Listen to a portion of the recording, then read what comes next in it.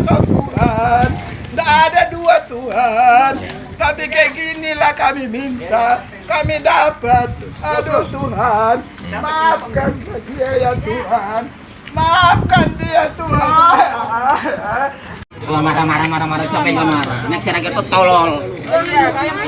Udah berjanji nggak akan menggunakan gunung ini dipakai sama dia. Kan bodoh dia. Udah biar ya Bang. Sudah biar aja sana. Ya, tapi kan Apa sih Bang?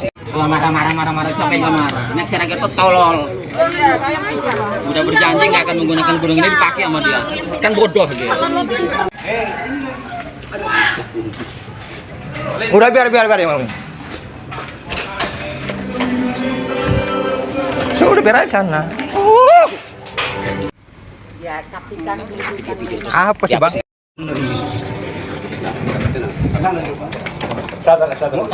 Diri Tuhan. Udah Bang, mau ibadah Pak, mau ibadah dulu Pak.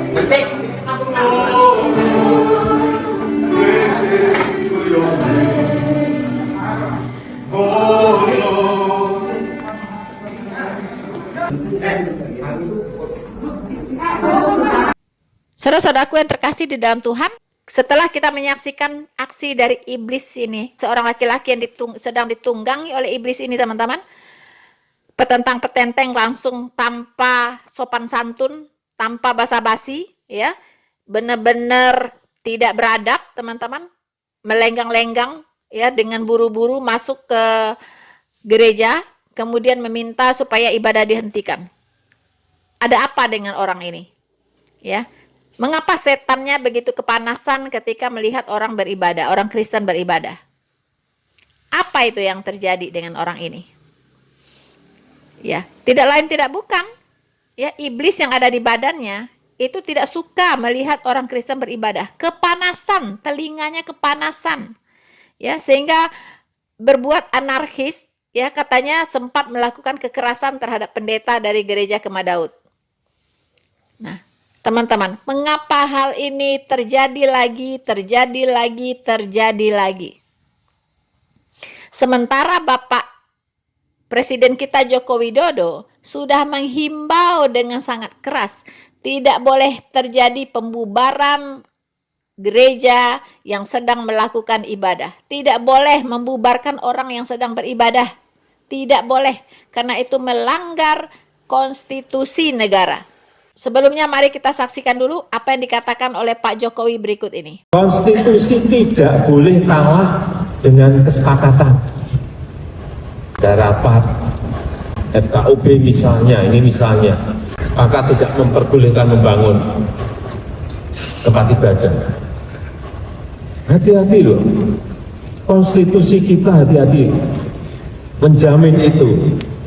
Ada peraturan wali kota atau ada instruksi bupati, hati-hati, kita semua harus tahu masalah ini. Konstitusi kita itu memberikan kebebasan beragama dan beribadah, meskipun hanya 1, 2, 3 kota atau kabupaten, tapi hati-hati mengenai ini, karena saya lihat masih terjadi.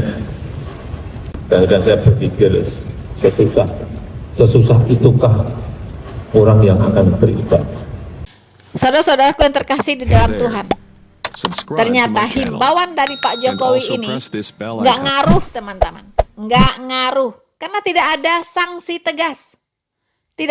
tegas, hanya menghimbau saja, ya. Dan mereka tidak takut dengan seorang Presiden Joko Widodo, tidak takut, ya, karena mereka punya dunianya sendiri. Siapa lagi yang bertanggung jawab dengan peristiwa seperti ini?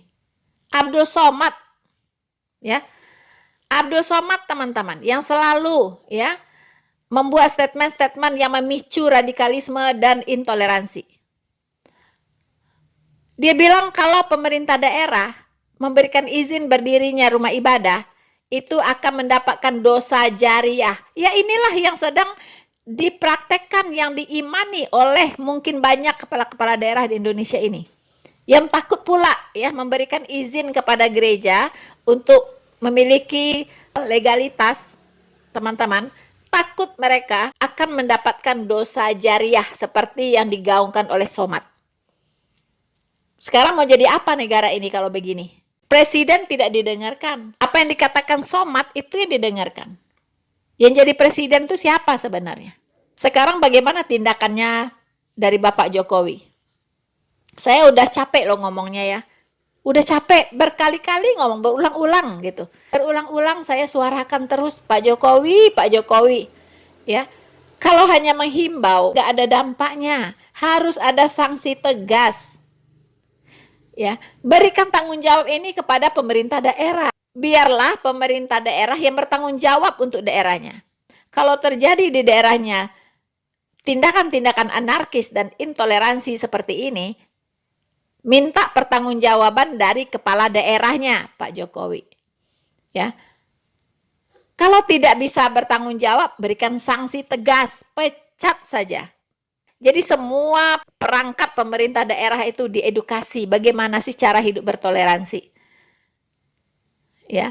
Dari gubernur, wali kota, bupati, camat, lurah, RT, RW, semuanya harus diberikan pendidikan Pancasila. Ya.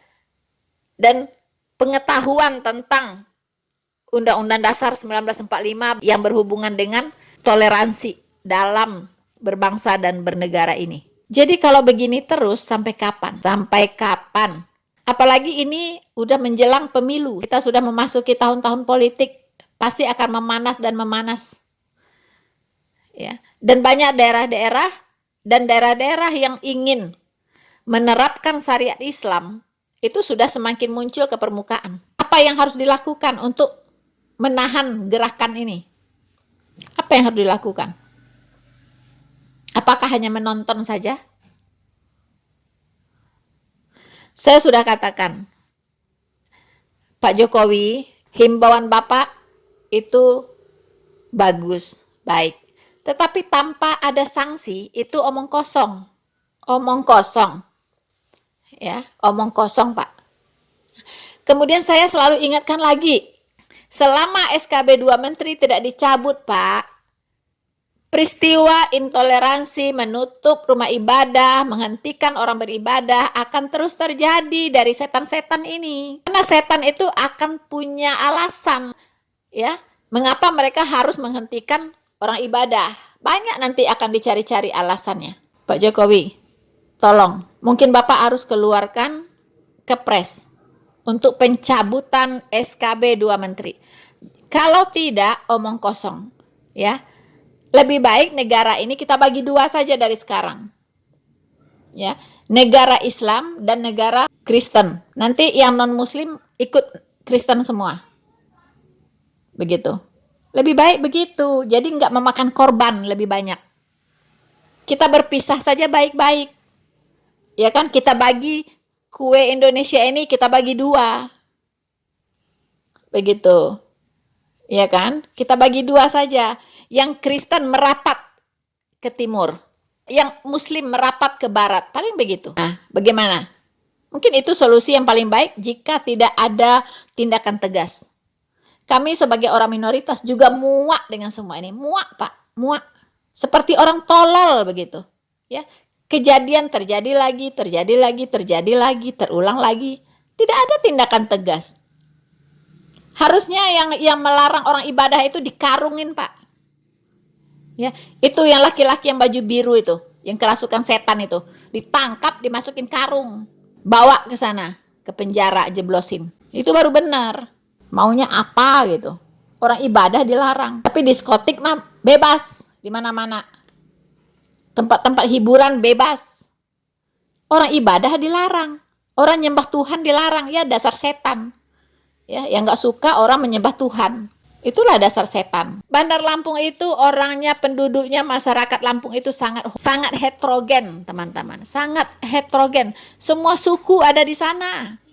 Ya, semua suku. Kalau saya katakan Bandar Lampung itu Indonesia mini. Indonesia mini. Ya, dan toleransi dari masyarakatnya sangat bagus. Tapi akhir-akhir ini saya lihat itu semakin banyak kelompok-kelompok radikal ada di sana. Bahkan teroris juga banyak ditangkapin di Bandar Lampung itu. Saudara-saudaraku yang terkasih di dalam Tuhan, ternyata dalam 1 bulan Februari ini saja sudah 2 kali terjadi penutupan gereja di Bandar Lampung, teman-teman. Sebelum minggu kemarin, tanggal 19 Februari 2023, itu juga terjadi penutupan gereja di minggu tanggal 5 Februari 2023, teman-teman. Di 5 Februari ini itu ditutup gereja Protestan Injili Nusantara Philadelphia di Kelurahan Waikandis, Kecamatan Tanjung Senang, Bandar Lampung. Dan minggu 19 Februari 2023 kemarin itu terjadi penutupan gereja Kristen Kemah Daud di daerah Rajabasa, Kecamatan Rajabasa, Jalan Soekarno-Hatta, Bandar Lampung. Ini yang dibubarkan oleh warga, teman-teman, yang tadi kita sudah lihat videonya. Sekarang kita melihat sekarang kita akan mendengarkan apa yang dikatakan oleh seorang ustadz berikut ini. Ya, ini ustadz yang nasionalis saya kira.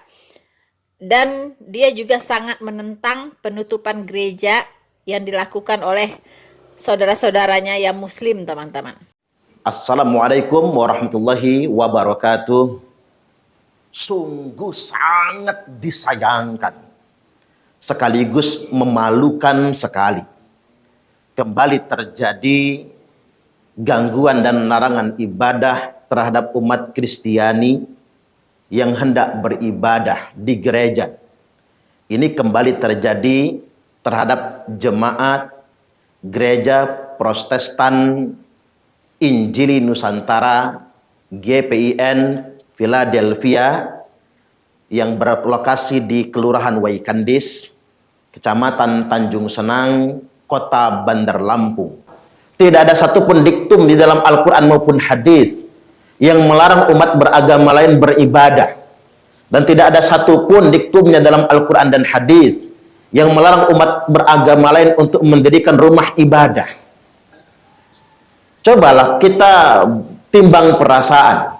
Kita bebas bangun masjid di mana-mana. Kita juga bebas pengajian di rumah-rumah. Kapanpun rumah kita bisa kita gunakan untuk pengajian. Ada majelis taklim rutinan dan lain sebagainya. Betapa banyak di Bandar Lampung ini dan seantero Indonesia, rumah-rumah dijadikan majelis buat pengajian tanpa izin.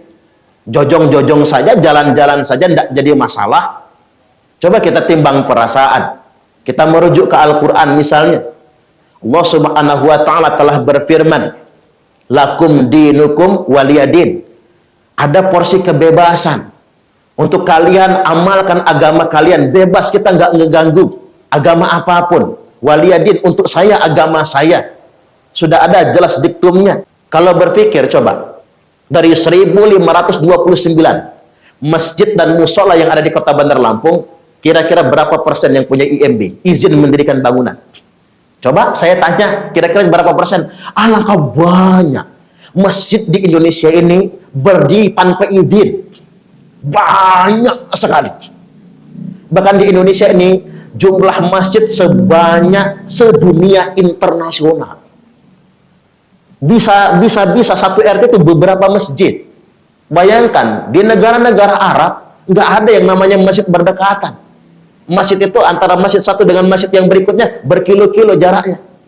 1 kilo, 2 kilo, bahkan 3 kilo. Negara-negara Arab begitu. Karena mengapa? Yang berhak membangun masjid adalah pemerintah. Kerajaan Arab Saudi. Nggak boleh orang inisiatif bikin masjid sendiri. Walaupun dia punya tanah, punya uang banyak, nggak bisa dia inisiatif. Kalau tanpa izin dari pemerintah. Oke, negara terdekat kita, Brunei Darussalam, Malaysia, masjid jauh-jauh. Malaysia itu kerajaan Islam loh. Brunei Darussalam itu kerajaan Islam, masjid jauh-jauh. Karena nggak sembarang bikin masjid. Nah, Indonesia, masjid berdekatan. Bahkan ada di Sukarame ini, Bandar Lampung, jarak masjid cuma 15 meter. Masing-masing Jumatan. Masing-masing mengumandangkan azan. Dan saya nggak yakin kalau masjid tersebut ada IMB-nya, izin mendirikan bangunan, izin rumah ibadah. Saya nggak yakin. Apa sih recok banget? Umat beragama lain susah sekali bikin rumah ibadah, sedangkan kita bebas. Bebas dan semau-maunya tanpa aturan. Yang secara fikih agama, masjid berdekatan itu sebetulnya melanggar hukum. Melanggar hukum fikih, nggak boleh yang sedemikian rupa. Semau-mau kita bikin masjid.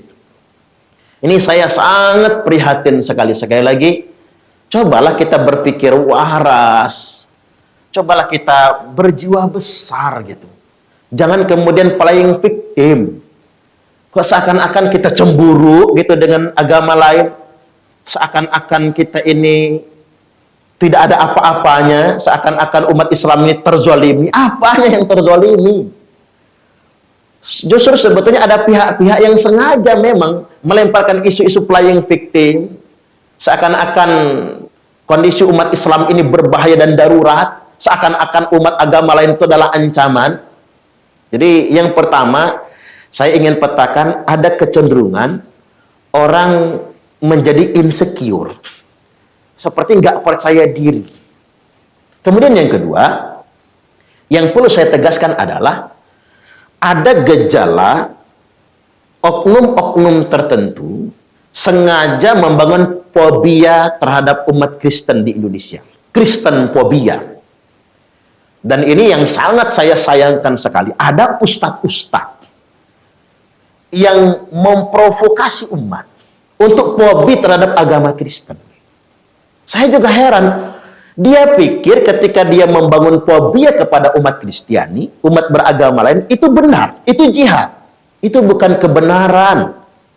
Itu bukan jihad. Itu sangat memalukan sekali. Kok ada ya? Orang-orang mengatasnamakan Islam, menceramahkan Islam, tapi untuk membangun image negatif terhadap umat beragama lain, menjelek-jelekkan umat beragama lain, lalu mengajak umat ini untuk fobi, ketakutan terhadap umat agama lain. Kok ada gitu? Bahkan terkadang melibatkan ustadz-ustadz yang skalanya nasional. Ini sangat memprihatinkan sekali. Itu bukan Islam yang sesungguhnya. Islam yang sesungguhnya, Islam yang rahmatan lil alamin. Makanya saya masih terngiang-ngiang dengan perkataan Mbah Wali Gusdur. Beliau dawuh bahwasanya orang yang merasa masih terganggu dengan eksistensi gereja berarti imannya masih lemah. Mestinya kata Gus Dur, yang kita khawatirkan itu bukan rumah ibadah umat beragama lain. Yang kita takutkan itu adalah tempat maksiat. Kalau rumah kita samping gereja, ya baik-baik saja. Orang yang datang ke gereja itu sedang memuji Tuhan. Nah, sedangkan kalau rumah kita di samping diskotik, dikhawatirkan kita pengen mampir ke sana atau anak kita pengen jajal ke sana. Benar apa yang dikatakan Gus Dur. Orang yang masih terganggu dengan eksistensi rumah ibadah agama lain berarti imannya masih lemah. Kalau umat Kristen sudah angkat tangan, dengarkan saya baik-baik. Kalau umat Tuhan sudah angkat tangan, maka Tuhan Yesus yang akan turun tangan.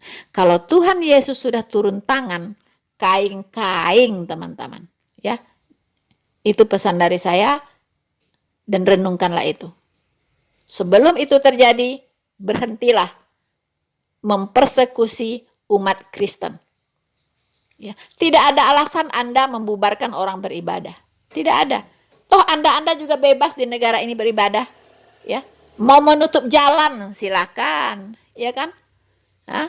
Mau teriak-teriak silahkan, ya kan? Tidak ada yang melarang Anda. Tapi mengapa kepanasan kalian ketika orang Kristen beribadah? Ada apa? Nah, itu tandanya kalian sedang dirasuki setan. Hanya setan yang tidak mau manusia ini menyembah kepada Allah yang benar. Ya, kalau kalian tidak mau dikatakan setan, berhentilah melarang umat Kristen beribadah. Bersama saya, Noverina Solihin, Tuhan Yesus memberkati kita semua. Maranatha.